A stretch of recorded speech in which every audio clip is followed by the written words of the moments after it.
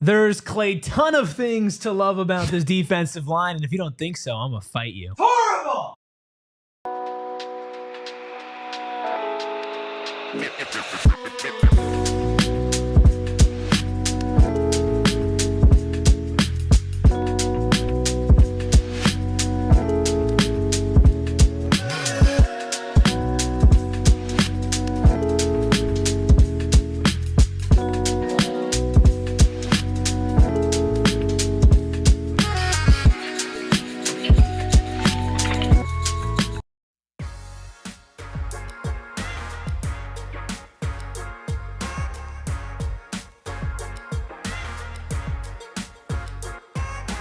Happy Tuesday and welcome into the PHNX Sun Devils show. Of course, we're coming to you live from Studio K, presented by Circle K. Make sure you join Inner Circle for free by downloading the Circle K app today. Terms and conditions apply at participating locations. Visit CircleK.com for details. I'm Anthony Totri, joined as always by my strawberry squirrel girl, Erik Ruby. Of course, he is back from vacation. We've got the freckled Mamba behind the Mac making all of the magic happen. Sharon in the chat with the news of the day. 25 days left until the Arizona State Sun Devils kick off the 2025 college football season. No better reason than that to hit that like button, hit the subscribe button, and drop a 5-star review wherever you get your podcast. Ben in here as well. Rubus, I feel like before we get into all of the discussion today about the wall that has been built in Tempe, I feel like it's only right to acknowledge the fact that, bro, we're 25 days away. You know, it's funnier than 24. 25. Yeah, no, yeah, right. It's kind of crazy. I feel like now it's gonna drag on a little bit, just a tad. Yeah, because now it's like we're close enough to where we're literally counting down every single day. Yeah, and they're gonna be like, oh. 20 days. 20, 19, 18. And it's going to be like that. And it's going to be like, hey, man, tomorrow we're going and watching opening day. Is there, That's not what it's called. Is there any, like, I know we talk like 25 days, maybe it'll drag on. But, like, for you, when it comes to stuff like this, or like when it comes to birthdays or holidays, is there any, like, is it a week out where it starts to drag? Is it like 3 days out where it starts to drag? Is it the night before? No, night before is fine. I think that now is when it drags the most because it feel like it's still a decent amount of time away. Yeah. But once you get like a week out, you're literally like, okay, 6 days, 5 days, 4 days, 3 days. Like that's more tangible. You can feel that. Yeah. And when it comes to like games too, it's like, all right, let's take a look at NAU secondary. You know, like, something like that. We're still a ways away from doing that. We can't even do an EA college football simulation. They're not in. Yeah, we should make NAU. Oh, it sounds Road to Glory. Sounds like a tedious job. Yeah, for nothing. No, I think now is like obviously the worst is like 4 months away. All right, but like it's way worse. When you're within a month, like 25 to 20 days, you're like okay. Like we're getting closer. Can we speed this up? Yeah, please. No, I think that's 100%. I think I cannot wait to do a post game show, dude. I'm so excited to do a post game show. It's gonna be a blast. I'm excited to be at Mount America Stadium. I think I'm gonna dress up in some BS game one. Really? Yeah, I think I'm gonna wear my son's onesie. Wow. Yeah. I don't know if they'll let you in with that. I mean, you know what? They might. They might let me in. They might let you in with that. I don't know if they'll be happy about it. But I'll have my credential. I don't know if you'll be happy about it by the time kickoff rolls around. That's true. There's not like technically a dress code. Technically speaking. Like if I have a credential, don't they have to let me in? Well, I don't think they have to. I think one phone call could definitely get that credential taken away pretty quickly. Look, I know the fan base is excited again. 25 days away before you guys get a packed Mountain America Stadium in your son's onesies. That first game of the year. But Arizona State was actually at Mountain America Stadium this morning for another fall camp practice ahead of their departure to Payson for Camp Tontozona. Team on the way up there as we speak. So that's where they will be for the rest of the week. We'll be up there on Saturday to answer Big Ten Jed's question. Rubus, myself, and of course, Sadelli Man will be back. We'll be going up there. What are you looking forward to the most at Camp T? About Saturday. You want my honest answer? Maybe the weather, the 100%, the difference in weather. It's still gonna be hot. But dude, I was out there today and I felt like I was like borderline going to pass out. Like it was that hot. Yeah, I mean, Camp T last year was nice, but Kyle forgot to bring water and sunscreen and food, and he didn't eat before we went there. That's tough. I just kept on looking over at him, and I was like, that man's gonna pass out. Yeah, he didn't. Well, that's good. And our car almost got towed because we were the last ones there. Well, that won't be the case. They were literally opening up the freeways. That will not be the case. And they're like, whose car is this? And we're like running up the hill. We're like the last non-football players there. Oh, man. Glenn's saying the smell of cut grass and pine trees. If you guys are going to be up there at Camp T this weekend, let us know. Shoot us a message, whatever. Say hello if we see you. Or I guess vice versa. We'll say hello if we see you. Yeah, please just yell at us. Yeah, do that. Just grab him. No, don't do that. Shake him. Don't shake Totri. me. Don't. Yeah, let's not do that. Happy Saturday. Yeah, no, not that early in the morning. Steven in the chat saying happy Camp T week. Absolutely. I'm excited for the fan base to get their first look in the fall at these 2025 Arizona State Sun Devils. It's going to be a lot of fun. Obviously, everybody's going to want to talk and watch Sam Levitt and Jordan Tyson and the offense and the running backs and all those fun positions. But today I want to spend some time highlighting a position group that, for me, definitely feels like the most competitive from top to bottom, and that is the Arizona State defensive line. You have got the guys that obviously are on the thumbnail today, CJ Fite and Clayton Smith. We had the luxury of talking to both those guys at Big 12 Media Day.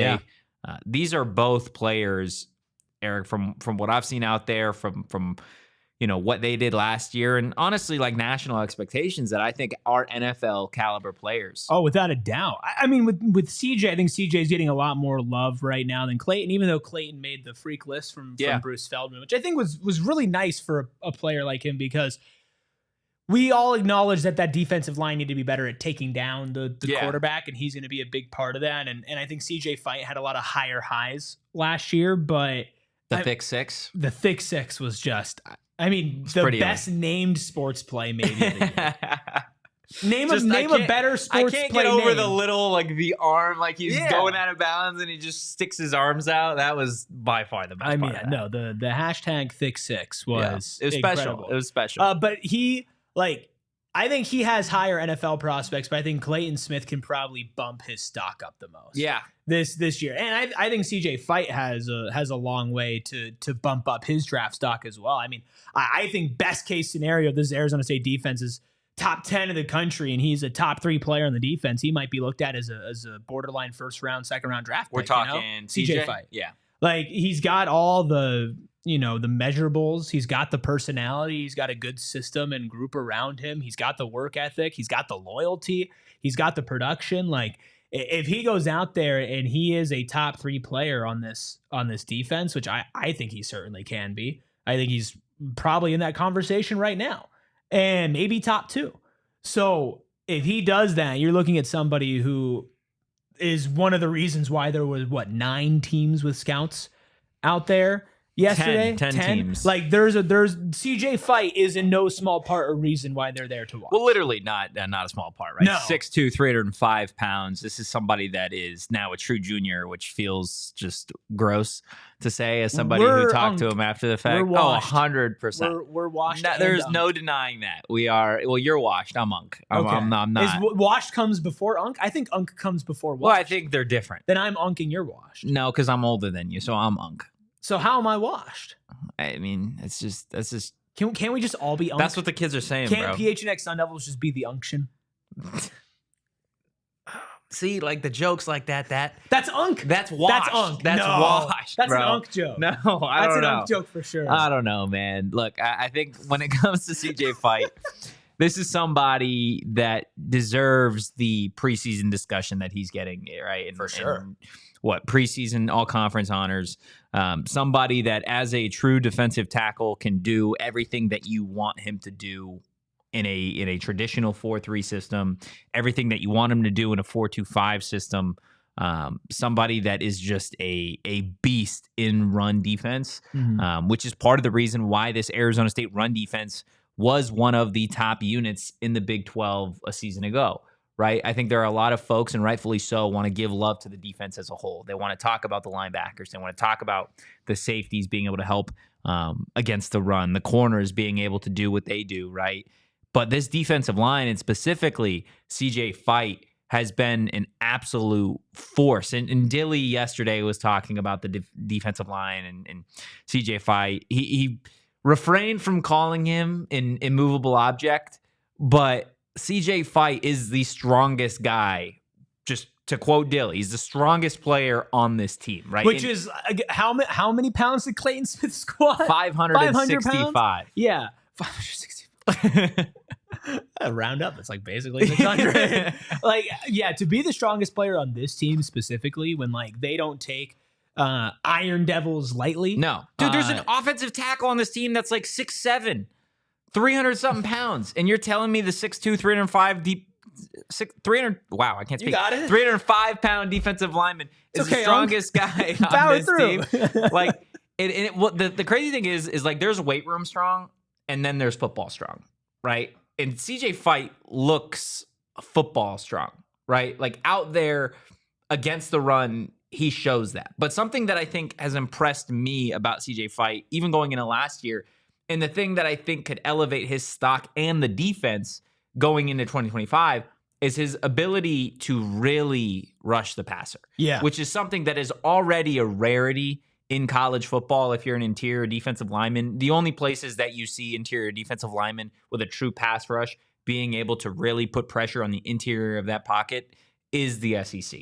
You only see that at Georgia. You only see that at Bama. You sometimes see it at Ohio State, right, in the Big Ten. But there are not a lot of schools that are able to produce like defensive tackles, whether they're nose tackles or they're actual DTs that line up, as three techniques or whatever. Like, this is somebody that is a special defensive tackle that can really, really improve the one area where Arizona State's defense lacked last year, and that was rushing the passer. And the stage is going to be so much bigger from the start, right? Like we mentioned before, how many scouts were at Arizona State's practice last fall? Yeah, just maybe one, maybe zero.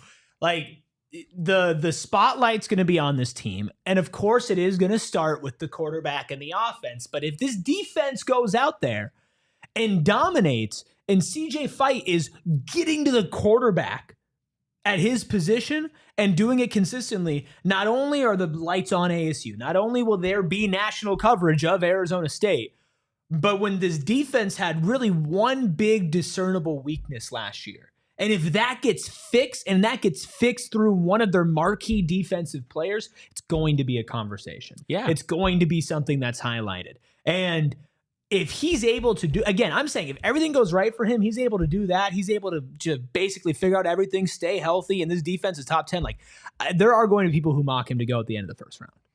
I mean, potentially, which I haven't. I mean, when was the last time an Arizona State defensive lineman was even in that conversation? Yeah.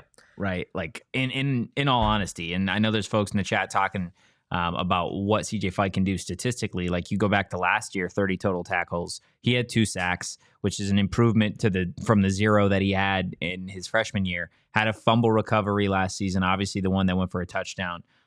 Like, if he is able to really add statistically to what he was able to do, it's going to be a problem, right? Especially when you think some of these offensive lines in this conference are going to have to dedicate a double team to CJ Fite. Yeah. What that does, opening up the rest of the rush lanes for some of these defenders, especially the other guy that we're going to talk about in Clayton Smith. Yeah, and before we get to Clayton, what do you think Fite's stats would have to be for him to be considered to be in the first round? I think minus tackles. I think TFLs need to be in double digits. I think sacks, we need to be talking probably 5 plus. In terms of turnovers, like forcing fumbles, fumble recoveries, or INTs, even, I would say that probably needs to be in the 2 to 3 range. Like, he needs. That doesn't feel unattainable. No, but he needs. It's a big. They would all be balloons from what he did last year. But I don't think it's unattainable with him. No, I mean, again, he would have to do some pretty crazy things just based off of the talent that is going to be in next year's draft class, especially on the offensive side of the ball. So statistically, like, he's going to have his work cut out for him to try and reach that. But with all the passing attacks in this conference, he's certainly going to have an opportunity to showcase his pass rush ability, which is really the thing that is holding him back from being in that conversation of a day 1 or even day 2 pick. He might get all of those just against NAU alone. I mean, maybe. I mean, that's like, think about it, man. It's like, yeah, I had 5 sacks against NAU. Tell me that couldn't happen. It could. In a half.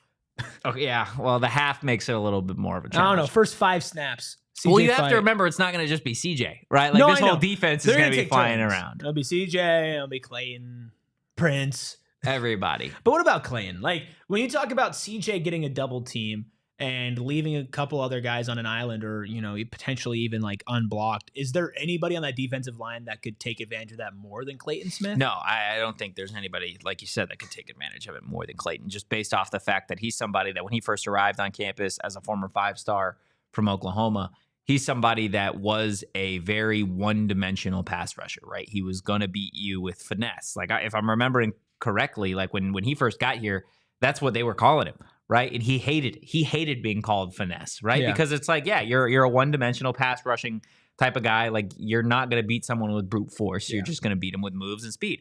And that's something that, as you know, the off seasons have rolled on and we've seen him change his body year over year, off season after off season, he's gotten bigger. He's gotten stronger, right? He's on Feldman's freak list, like we talked about yesterday. So he's improved in that area, literally in his, like, the strength that this guy has.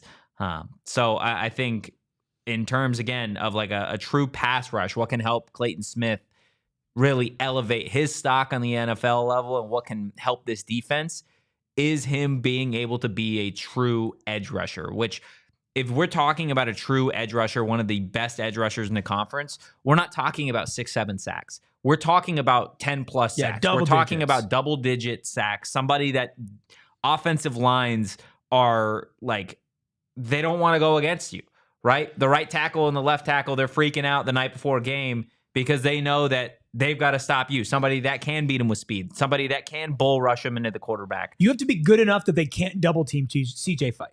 Yeah. Like, you have to make them play all of you straight up on that defensive line, not just Clayton, but the entire defensive line. You all have to be good enough to where, like, realistically, you cannot leave any of us unblocked. No. You cannot leave any of us and put 2 on Clayton or 2 on Prince or 2 on CJ. Like, you're going to have to deal with all of us. And if you don't, and that's the thing is, maybe by the end of the season, offensive lines will do that. But at the beginning, like, they're gonna test it out. And they're going to leave a couple of these guys unblocked. They're going to try to put 2 to somebody, right? And Arizona State is going to need to take advantage of that because, and Glenn in the chat says, drawing double teams helps our pass rush tremendously. Mm-hmm. Like, that and getting people off kilter and having more attention to any one player on that defensive line immediately opens up a bunch of other talented players to take advantage. And Clayton Smith very well could be the type of guy that demands that type of attention too, as high as we could be on CJ Fite. Like, if Clayton Smith goes out there and has double-digit sacks and is a complete menace out there on the edge, it's like, oh my gosh, like, is he the best player on Arizona State's defense? Like, is he the type of guy that, you know, you're going in and the first person on the scouting report that you're talking about the defense is this former 5-star from Oklahoma who's continued to improve his game and has no weaknesses around him, so you can't only focus on him, so whoever his matchup is like, our quarterback's life is going to depend on you. Yeah, I think that's fair. And you look at what Clayton Smith did in 2024, 33 total tackles, so just a handful more than what CJ Fite had. He did have 4.5 sacks, so a couple more than CJ. He had a forced fumble, a fumble recovery. You go back to 2023 when he first arrived on campus, only 21 total tackles, so he improved that in 2024, but also still 4.5 sacks in 2023. If we're sitting here now in 2025, and I bet you Clayton Smith would be the first to tell you this, right? If you are considered now a leader on this defense, somebody that has been here now going into 3 seasons at Arizona State, your expectations are much higher than 4.5 sacks. Oh, well, he even said as much. I asked him because he at Big 12 Media Day, he's like, you know, we're all showing up and we're doing our jobs, right? The old Patriots method. And I asked him, I'm like, this might be a stupid question, but like, what is Clayton Smith's job? Yeah. And he very clearly said to be a leader and get to the quarterback. That's it. Simply put, that is it. I mean, that's all he really needs to do, right? I mean, outside of getting to the quarterback, we're talking about bringing the quarterback down this year, right? Like, if you go back to last season, this is somebody that just based off of some of the numbers that Sun Devil football has on here, this is going back to 2023, so his redshirt sophomore season. He recorded a quarterback pressure on 14.8% of his 217 pass rush snaps, but still only 4.5 sacks, right? If we're recording pressures, and again, I'm not saying you're going to sack every time. Sometimes they're letting it off early. Sometimes they're going the other way, and you've got opposing defenses. Big 12 more QB friendly this year. I think we see more sacks because last year was year of the running back. Every single week you're going in, and it's like who's the best player on the opposing offense. That's fair, yeah. A lot of the times, at least top 3 was a running back. Yeah, I think that's fair. And again, when we talk about NFL caliber, as a former 5-star, we know that 5-star rankings are only given out to players that are projected as first-round NFL talent, right? There was once that moniker on Clayton Smith that he was going to be that guy. I think if there's any year in his college career where he's going to show that, I think it's got to be 2025. Everybody on this defense is set up to prove their best. Yeah. Because when we go down the line, and we will, and you go down the line of the defense this year, it's the same thing with offense because we preach and we rave over the depth of this team. But you can't have these type of expectations on Clayton Smith if you don't also see the same type of production from CJ Fite. Yeah. And you don't look at Prince Dorba and say, what are you going to do? As most people basically said, you were the best player on the defensive line going into last year. You start the season injured. You come in, you were fine. Like, you were good, but you were not the best player on the defense. It's like, well, now you're in a position where everybody on the line, there's continuity, there's talent, and there's like renewed purpose and mission. There's the continuity of the players, but also in the coaches, not just the individual position coaches, but the overall defensive coordinator as well. There's continuity behind you. All but one spot starting is going to be the same player that you were playing with before, and the one who's sliding in has been in the system and has been playing for this team, isn't just transferring in or has been on the team but is playing for the first time, right? There are zero excuses for this team, and that filters down individually. There are no excuses for CJ Fite to not be tremendously better statistically than he was last season. Yeah. The same thing for Clayton Smith. The only thing that should stop anybody on this defensive line from having better numbers than last year is because everybody's getting better numbers. Exactly, right? And that's the whole point of this conversation, is that this is the most competitive room at Arizona State, right? Not separating the pass rushers and the interior of the defensive line. One unit, one room that is truly filled with a bunch of freaks of nature. Of course, we've talked about Fite and Clayton Smith, but there are still several players to discuss on the other side of this quick break. I'm so glad that we have Rubus back in here because, of course, he's got his branded Bills hat on per usual. This is one of his 17 branded Bills caps that he has 18. in one of a million options that they have for you over at Branded Bills. They've got everything that you could possibly need, whether you need snapbacks, truckers, fitteds, beanies, or even tees. Branded Bills has you covered with performance and style. Not to mention, they've got you covered with, I'd say, breathability. Is that the right word here? Word. When you are going outside, if you are going to Camp T, if you are hanging out by the pool, if you're going golfing, you'll notice one thing. It's hot as hell, right? And if you're putting on old hats, nothing like Branded Bills where they don't have the little holes that are literally make them breathable. Your head's sweating. It's going to get hot in there, okay? Branded Bills, the perfect cap in my mind. If you don't believe me, go check it out for yourselves. Head to brandedbills.com and use code BBPHNX for 15% off your first order. Listen, you can wear your Branded Bills everywhere, including NASCAR Championship weekend. Some quick math. You're my math guy here, Totri. Is 4 greater than 3?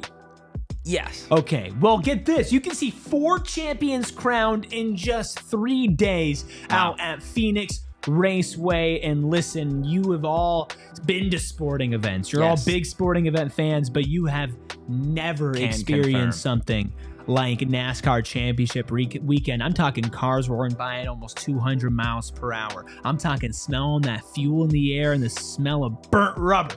Listen, it is beautiful, and you can get up close to the garage. You can meet the drivers. You can catch the pre-race concert, but of course, you got to go and watch the races. And don't miss your chance to witness NASCAR Championship Weekend in person, October 31st through November 2nd. Tickets, hospitality, and upgrades are still available, and NASCAR's taking Championship Weekend on the road starting in 2026. So this is your last chance to catch it in Phoenix for a while. Get yours now at the link in our show notes. Do that. Also, hit the like button, like McKay Miller says. Everybody, Yeah. don't forget to like this video. Great job, as always. We Thank you. appreciate you, McKay. Sean also in the chat saying, forks up, go Devils. Love that comment by Glenn, by the way, acknowledging or just kind of mentioning that the Big 12 is more quarterback friendly this year. You do have a lot more teams that should air it out than you did in 2024 when it was the year of the running back. And that's not just the Big 12. It was actually the Chinese calendar. It was the year of the running back last year. So I'll have to fact check that. Yeah. Just don't look too hard. Yeah. Don't worry. Yeah. I'm actually not going to do anything. I won't look at all. You're going to take my word for it? Yeah. You know what? I trust you. Yeah. I mean, why wouldn't you? For better or for worse. Yeah. I guess usually that's fair. for worse. Look, the next level of that ASU defensive line, in my eyes, that I want to talk about here is guys that had a really big, maybe not the biggest season last year, right? They didn't play a CJ Fite or Clayton Smith role, But they were impact makers. But they were impactful players, and the defense doesn't perform the way that it did, overall the way that it did without these three guys. Sure. And all three guys that I think, like, given their unique situations, could have a CJ Fite, Clayton Smith-esque year from last year.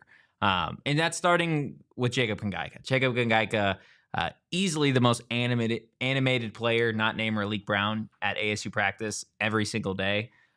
He is somebody that it's been so awesome to watch his improvement from when he first arrived on campus, literally transferring from the school down south, and you had all those fans talking mess about him and all that. Whatever. Oh yeah, they're like, "Oh, congrats, you got a backup." Yeah. That's what they sound like to me. The impact that he's had has been real, right? As a defensive Especially the lineman. impact of that pitchfork. Yeah. I know the U of A fans didn't like that one too much. How about that impact? They're gonna probably get more of it this year. Jacob Kongaika is a bad man, dude. He's somebody that I think, in all honesty, as an interior defensive lineman, doesn't get enough love when it comes to the overall discussion about this defense. And yeah, like, is he somebody that we're talking about at the end of the year that's going to get 12 sacks, 10 sacks, 5 forced fumbles? No. But he's somebody that is likely starting alongside CJ Fite, and somebody that, if you're in the starting 11 of this defense, you play a role. You're a big-time player. Yeah.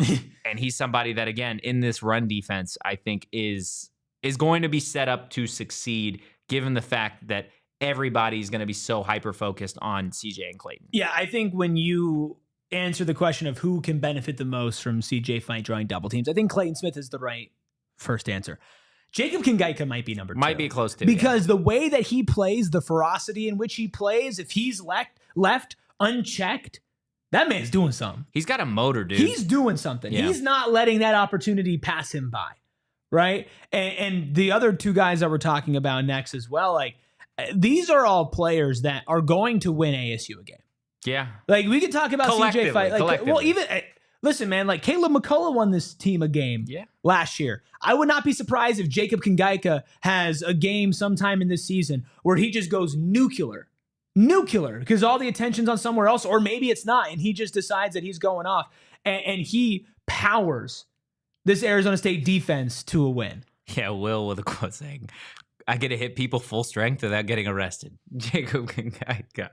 This is somebody, man, that loves football. Like, and that's like, there are people that like football, that love football. There are people that don't really care for football, but hey, they're talented and they're big, right? That Jacob Kongaika is not one of those people. No. He is somebody that loves this sport and everything that it entails, and you see that every single play. But another defensive tackle or defensive end, wherever they slot him in this year, maybe one of my favorite players on this team, honestly, and Justin Watley, is somebody that is a true, like, when you think veteran on a college football team, you think of Justin Watley. I mean, somebody that we talk often, and you bring it up a lot, of like, hey, get a job. Justin Watley, if you want to stay at Arizona State forever, man, by all means, do it. By all means, do it. He screams coach to me. Yeah, I could see that. He's somebody that is like, in the discussion of, like, oh, NFL draftable players, he's somebody that, like, could easily, in my mind, if he has a good year, he could be a day 3 pick. Yeah, I think he could be anywhere from rounds 4 to 7 if he has a good year. If he has a good year, teams will absolutely love him. Like, we've had him on the show a number of times, and he is I mean, a pro's pro. And he is somebody that's got the experience, right? He's continued to improve. It's like he's got the experience, but he hasn't like plateaued. His value, I don't think, can be overstated from what he did for this team, especially when it came to the postseason, right? And I know that the CFP went the way it did, right? But like, how many players on this Arizona State team outside of last year actually have played for a championship, right? Yeah.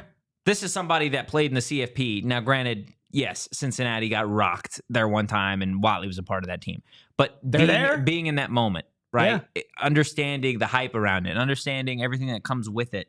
Like, Justin Watley is easily one of my favorite dudes on this team, and somebody that I think when we're talking about the next level of this defense beyond a CJ Fite and Clayton Smith, somebody that deserves a little bit more respect and love. I mean, 3 forced fumbles last season, 3 fumble recoveries last season, nose for the football, and you can't have enough of those dudes on your roster in college football. You know what stat I would like to know, not just for Watley, but for the whole defensive line, is how many balls did they bat down? It felt like they got their hands on. He had one pass deflection last year, according to ESPN. It felt like they were doing that more often than not. Maybe that's just my memory being shaky since I'm in my washed unk phase. Yeah.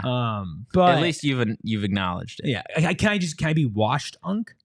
I mean, sure, if you want to be washed unk. I'd rather be washed unk than just washed. Because just washed is like, well, why are you washed? But if I'm washed unk, then I feel like we got it. Freckled Mamba, real quick. You're not unk. No, he's not unk. He's still a baby. Which one of us is washed and which one of us is unk, you have to determine individually. And you have to give somewhat of an explanation here. I know I'm putting you on the spot here, but I want to clarify the difference between unk and washed. Okay. Yeah. I think that washed is based on your actions. And if you're called unk, that's based off of like the vibe you give off. Okay. Okay. So you're still going to... So if anything, that actually makes it way more personal. It does. It absolutely does. One of us is not going to like you after this. You're like, let me just clarify. If I call you washed, it means that your actions... It means you suck. It means that I hate you. Yeah. Anyway, continue. Wow, Diego. That's crazy. Just remember then you're on the Suns. If you say someone's washed, you have to define the context in which they are washed. Yeah, you have to give examples. Yeah. Well, examples is crazy because I haven't had too many examples to go off of. I would say washed would be. This is really tough, guys. He's like you're both washed. We put you. Yeah, and you can't go that route. I mean, to be fair, Deliman's back tomorrow, so which means you only have to deal with one of us. We're going. Don't use that as the way to do it. Diego, I don't believe you, man. I think we're going. Totri might be unk, and I think Erik might be washed. Wow. We're playing basketball later. I'm going to hard foul you. I'm going to... Any particular reason why you went with those specific... Yeah, let me know. Yeah, why you went with those... Give me an example. It's not an example. It's just why. I think, well, based off my definitions, washed is based off your actions. Yeah. And because of Erik just coming back from a vacation, he's not really on top of this stuff. You even said it before we got going today, bro. You did say it. You said that you've been a little bit lethargic. Bees has the solution. Okay. Rubus and Totri are big bro, not Or unk. big bro? Who's unk and who's big bro? That's a good... Erik is fun uncle. Totri is wise uncle. I think big bro or unk? Big bro or I feel like I'm more unk. I feel like you're more big bro. I mean, you are older than me. Yeah. Unk is 35 plus. Bees, the definition has changed, man. Yeah, unk is not 35 plus anymore. No. It's unfortunate. It really is. You got to embrace it, though. I was relayed information from somebody that they were told by somebody that 20 is unk. 20 is unk? Nah, bro, that's not how that works. Nah. I think the unction is a frat party. Unk status is like literally. I've been called unk at 22. Really? Who? You're not unk. By somebody watching Bluey? Bro. Like, I think unk is like 28 plus in my eyes. 28 plus. 28 plus. So you're on. I'm gonna be Unk. Is where I'm going here. Glenn says Totri's fun uncle by now. Ruby's little brother that just grew taller than everybody. Sure, man. Why not? Whatever. Why not? Getting back to the Arizona State defensive line. Big bro? Justin Watley is definitely Unk. He's definitely Unk in this conversation. But Elijah O'Neal, I feel like he probably fits the big bro vibe a little bit more. Who I think of every time I see the name Elijah O'Neal? Elijah Badger? No. Oh, I do. Okay. Yeah. Well, you asked. I Donald. Answered. You think of Donald every time? Yeah, diehard Donald. Donald because loves Elijah O'Neal. There's no bigger Elijah O'Neal fan than Donald. Yeah, no, I think that's valid. And I get it. I mean, Sharon said Sharon knows. Sharon knows. Elijah O'Neal is a not so insignificant key to this defensive line and this defense next season. Yeah, I mean, this is a fifth-year guy, somebody that if you look at Arizona State from a season ago, or if you go back even several years, somebody that like was just a developmental guy. He was somebody JUCO guy. Yeah, he was a JUCO guy. That and granted, at the JUCO level was a dog, right? And if we're comparing, like I want to say this now because we're going to talk about Joshua Shanklin a little bit later in the show. Somebody that at the JUCO and high school level, right, in his 2 years at Butte College, he had an 11-game career with 86 total tackles, 28 and a half tackles for loss. That's so stupid. 16 sacks and 3 forced fumbles, right? So somebody that was highly productive at the JUCO level, but when you got here, there were just some technical things that, you know, he's not learning at the JUCO level, right? Where he's just bigger, faster, stronger than everybody. He's dominating at that spot. But you come to the D1 level and it's different, right? So to see him develop the way that he has been really, really impressive. And for him to be able to come back for one final year, because you didn't know if he was going to get that extra year of eligibility because of the whole offseason JUCO ruling, like for him to be able to get that extra year of eligibility, I think is wildly beneficial to him in trying to, again, see if he ends up on an NFL roster one day. Yeah. But also wildly beneficial for this Arizona State defense that now has another edge rusher that has so much experience. It was big news when he got another year of eligibility. It was, absolutely. Like when we talk about, hey, this team's returning all their starters, they were an appeal away from not, right? Or all but one. It was going to be all but two, right? And just knowing that along that line, like when you talk about the line on both sides, offensive line, defensive line, it's like the camaraderie, the continuity, the chemistry, being able to trust. Like when we talk to CJ Fite and I ask what goes through your head, and he's like, I just black out and just go. You can only do that if you can trust what's next to you, right? You can only get into the zone if you feel comfortable. And part of feeling comfortable, it's the same thing in basketball or baseball or whatever it is, like a pitcher and a catcher. If you get the same catcher and you've always had the same catcher for your entire career for the last couple of years, you're going to feel more comfortable. Yeah. Right? If you're in basketball, you're playing pickup and you've been running with the same 5 for 10 years and you're playing against another 5 that's been playing for a couple hours together, you're probably going to beat them even if they're more talented than you. Yeah. If you're on a defensive line and you can look to your left and look to your right and say, that is the same player that I knew that it was before, and I know what they're going to do. I know what they're good at. I know what maybe their weaknesses are, and I know how they're going to help make up for mine. Getting Elijah O'Neal back, beyond that, because he is extremely talented in his own right and an individual threat on the defensive line, was a massive deal for this team. Yeah, it was. In terms of being able to retain some of these guys, who do you think, and this is a question not just for Erik, but for everybody in the chat as well, out of the 3 guys that we just discussed, Jacob Kongaika, Justin Watley, and then Elijah O'Neal, which one of those guys do you think is most likely to have a star-studded year, right? Not to say that any of them will, but if you had to make your guess, like this is the guy that's going to come out of nowhere and surprise people and lead this defense in sacks or lead the defense in TFLs. If we were just talking about one of these 3 guys. Kongaika. Why? It's just that motor. Yeah. I didn't like the way you said that. That was very sensual, the way you talked about his motor. No. Come on, man. Let's get right, man. Anyway. Get right.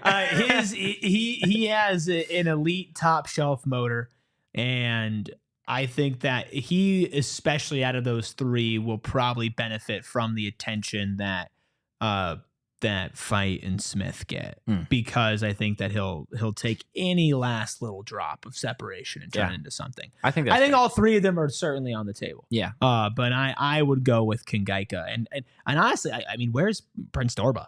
Right? He's in the next part of this conversation. That's what I'm saying is like, I think he's also somebody that could be in that conversation that we're talking about right now. But from those three, what do you think? I'm going to go with Elijah O'Neal. Somebody that, again, I think going into last year, there were conversations about him as maybe the most improved player on the team, definitely the most improved player on the defense. There's no reason why that can't continue going into this year, especially considering the fact that he is not somebody that like we're talking about as a starter on this defense. He's somebody that is going to be more of a rotational piece, which means he's likely going to be pretty fresh. Jacob Kingaika is somebody that is going to be starting or likely going to be starting next to CJ Fite, so he is certainly going to be in there a little bit more. So yes, he'll have a little bit more opportunity, but maybe won't be as fresh as a guy like Elijah O'Neal, who is a whopping 6'4", 260 pounds, or at least that's what ASU has him listed at. I think he has just absolute dog energy to go out there and tear up some of these defenses, especially early on in the year when we're talking the NAUs, the Mississippi States, the Texas States, all that. And the most experienced player out of the three that we haven't even talked about is Watley. Yeah. Right. And I think he has a whole argument in his own right to be the guy who takes advantage of all of that and shoots up draft boards. Well, look, that's 5 players on that Arizona State D-line that we expect to be at least a little bit of a problem for opposing offenses in 2025, but it doesn't stop there. We've got a few more players on our list to discuss, but we are going to take a quick break. Listen, if you're looking to extend your outdoor living space, if you're tired of the heat but you love being outdoors, write down this number right now. 623-204-1476. That's 623-204-1476. Of course, you know by now, that is the number for All Pro Shade Concepts. And take it from a pasty guy like me. Wow. Shade rocks. I Pasty bet you wish, and wash. I bet you wish that you were in some shade. I wish today. ASU would really invest in some all-pro shade. Some all-pro shade concepts. Yeah. But listen, not only can they replace or fix most older, outdated patio shades and motorized awnings, they can also extend your outdoor living space with a custom fit awning. Hundreds of designs and colors to choose from to match any home. And you can do them automatic, you can do them motorized, you can do them manual, you get a remote control, LED lighting that can light up the patio, hundreds of designs and colors. I mean, really whatever you want. All Pro Shade Concepts can do it. So call 623-204-1476 or visit allproshadeconcepts.com right now to schedule your free estimate. Do what he said and do what I'm saying here and pay attention to what Mountain America Credit Union has got going on right now. Look, it's literally something that everybody needs. A checking account. Do you have a checking account? I have a checking account. Freckle Mama, do you have a checking account? Everybody in this office, everybody watching has a checking account or needs a checking account. And the My Style checking account with Mountain America Credit Union is unlike anything you've ever seen. Mountain America's My Style checking account has special perks just for you. You can enjoy restaurant deals, mobile phone protection, telehealth access, identity protection, loan rate discounts, offers on travel and events, and so much more. Make sure you make My Style your lifestyle at Mountain America Credit Union.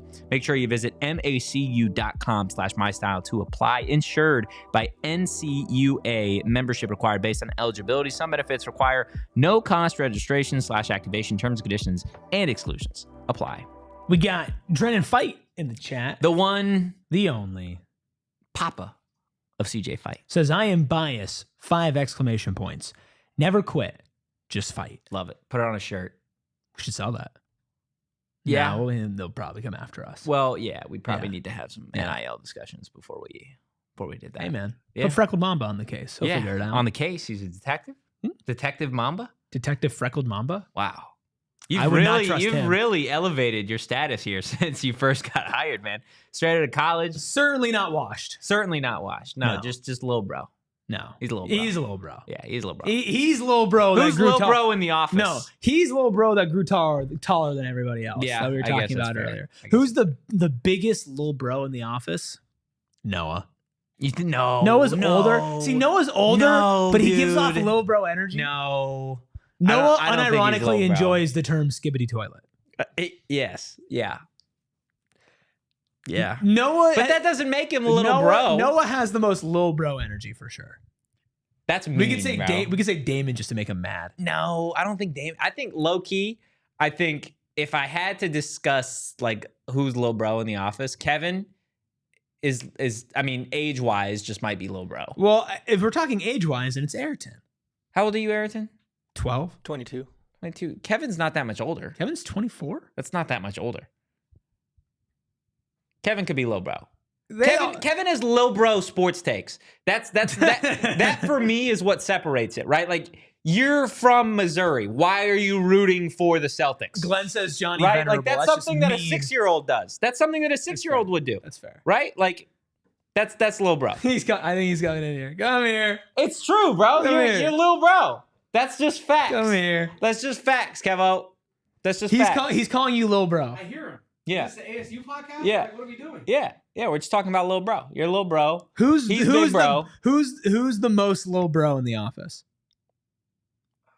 I mean, it could be me, but not for the reason that you outlined, me being from Missouri and liking the Celtics. Yeah, that's like what a 6-year-old does. That's what's Lil Bro about it. I was 7. I was 7. He Oh was my really God. Lil Bro. Oh gosh, look, I do want to get back to the conversation about the Arizona State defensive line. Some big names not listed in the first 2 segments. That's why I think when we're talking about these guys, it's more of question marks. Not so much based off of like, can they do it? It's more based around like, there is a question, surrounding Joshua Shanklin on, hey, does the JUCO production translate to D1? When we're talking he's the best in the country. Right? Are we talking about Prince Dorba living up to the potential again this year? So not so much question marks as an individual, but more so surrounding their given situation at Arizona State. Exactly. Right. Health when we're talking about Anthony Cooper. Like, all of these different things. And like Michael Gardner. By the end of this conversation, right? Again, like even before we dive into these question marks, right? We've talked about CJ Fite, Clayton Smith. We've talked about Elijah O'Neal, Justin Watley, Jacob Kangaika. And now we're talking about other guys who could very well be productive players on this defense. Yeah. Joshua Shanklin, who was the #1 JUCO edge rusher in the transfer portal this spring and opted to choose and even Arizona State. If he's not going to give you #1 in the country production, what's going on here? Oh, here we go.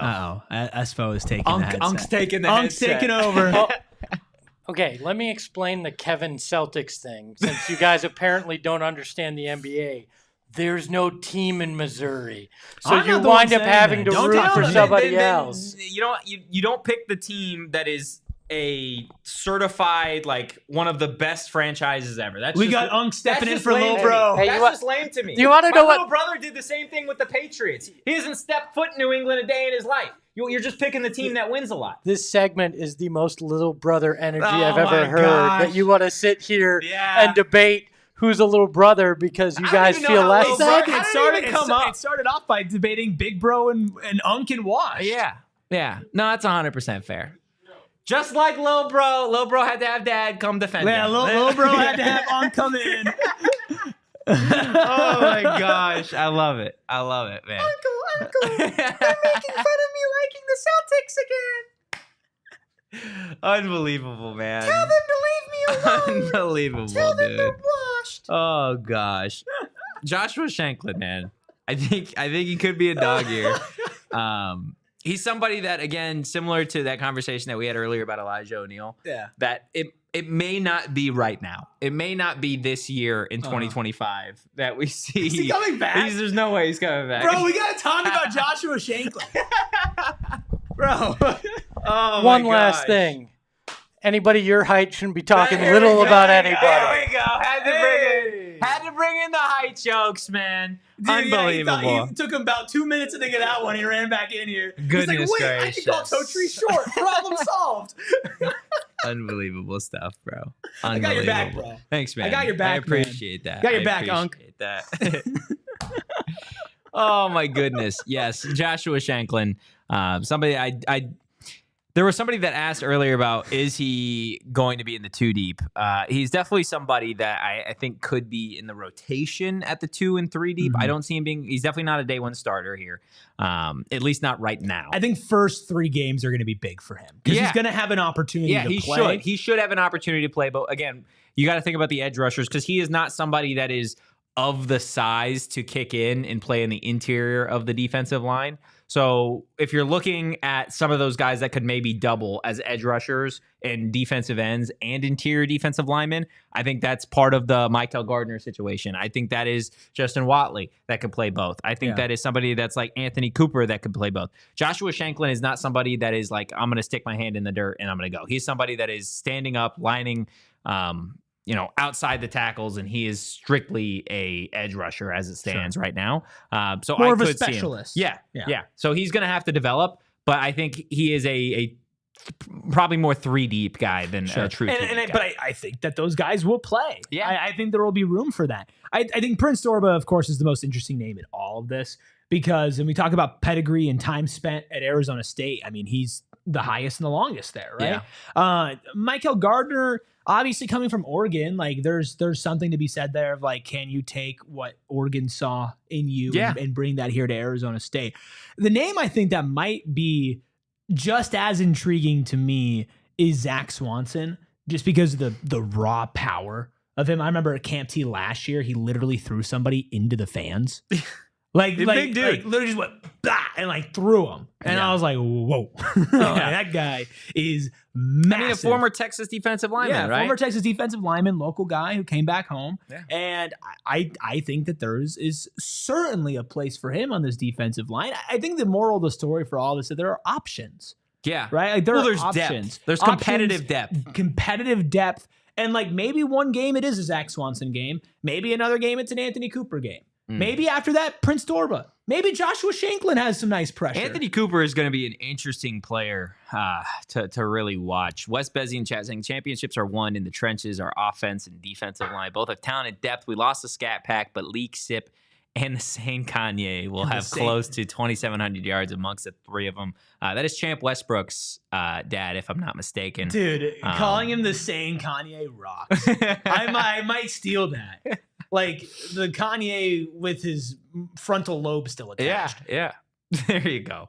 Getting back to Anthony Cooper off on that note, somebody that has been here for such a long time, and I was talking about it with some of the media folks out there today. Of like, I'm just curious as to where they put him. Is he a rotational piece? Is he somebody that you have as a true veteran? Is he somebody that can make noise on the 2 deep as a defensive lineman because he's been in college football so long? The big question is the health around Anthony Cooper, somebody that, the last couple of seasons has missed the entirety of the year because of severe injuries. So for him to come back for another season, I think it is going to be a very intriguing name to watch for as Arizona State hits the field. And let's address the elephant in the room. This is football. Yes. Wait, it is? How often do you look back at a roster at the end of the season versus the beginning of the season and everybody's healthy? Yeah. And obviously we're not rooting for any of this. We don't want any of this. Not. But like everybody knows if you're a football coach, if you're a football player, if you're in the 3 deep, if you're fourth in there, right? Like you know that you might play because of injuries, right? And we can talk about now, are you in the 2 deep? Are you in the whatever?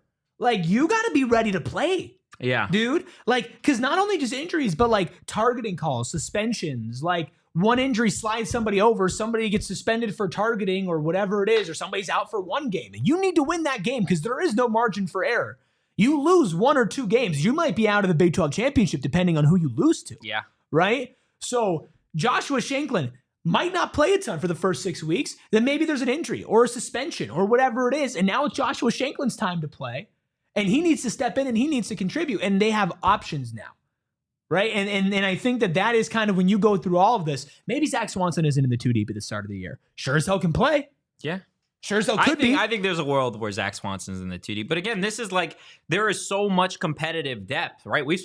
There is not a lot of position groups that we could talk about. I mean, it is you and me, so we could probably do it.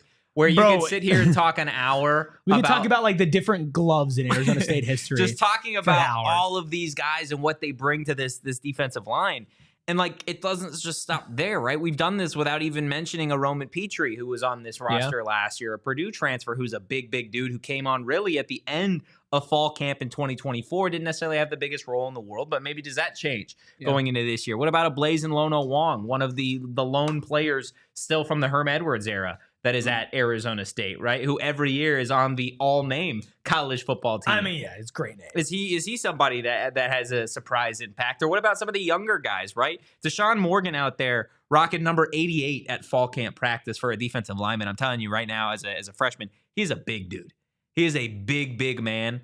Somebody that you probably don't need to know the name right now, but when we're talking next year, spring ball, when we're future talking of Arizona State football, fall camp of next year, Deshaun Morgan and Albert Smith are names to know, because part of the reason why we're able to have this conversation about the competitive depth at Arizona State on the defensive line is because a lot of these guys have been here, right? They're returners. Yeah. But Clayton Smith's gone after this year.